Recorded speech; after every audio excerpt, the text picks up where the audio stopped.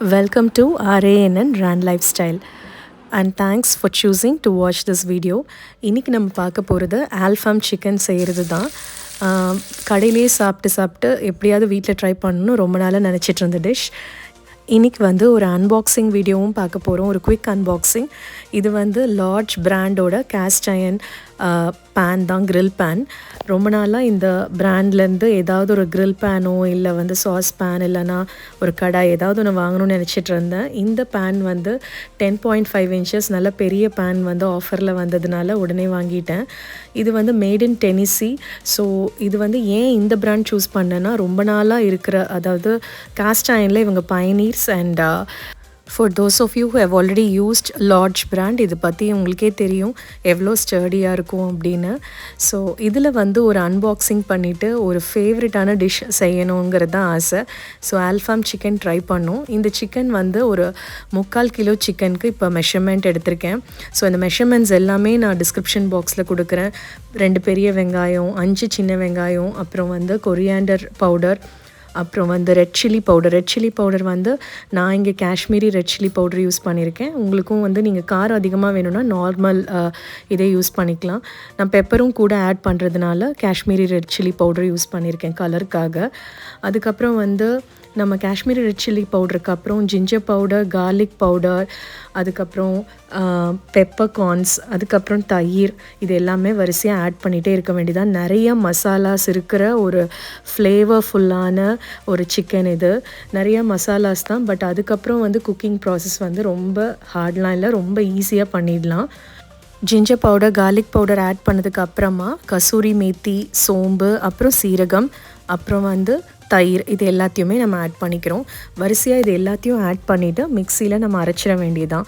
So இந்த measurement எல்லாமே நான் உங்களுக்கு டிஸ்கிரிப்ஷன் பாக்ஸில் கொடுத்துறேன். So no need to worry. இது ஒரு ஸ்டாண்டர்டான மெஷர்மெண்ட் இருக்கிற ஒரு சிக்கன் தான்.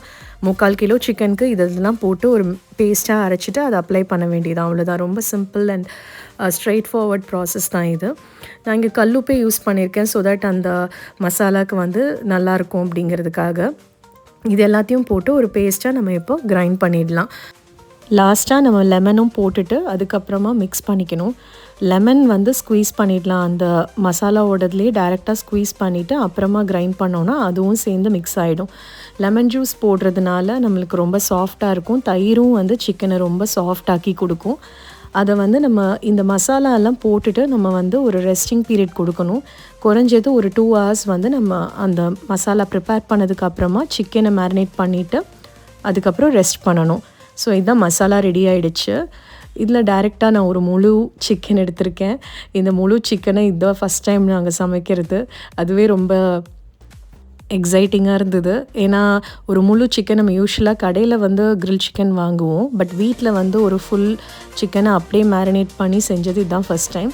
ஸோ இதை மேரினேட் பண்ணதுக்கப்புறமா ஒரு கண்டிப்பாக வந்து ஒரு குறைஞ்சது ஒரு 2 to 3 hours அதை அந்த மசாலாவோட ரெஸ்டிங் இருந்ததுன்னா ரொம்ப நல்லாயிருக்கும். அந்த மசாலாலாம் அந்த சிக்கனில் வந்து நல்லா இறங்கியிருக்கும்.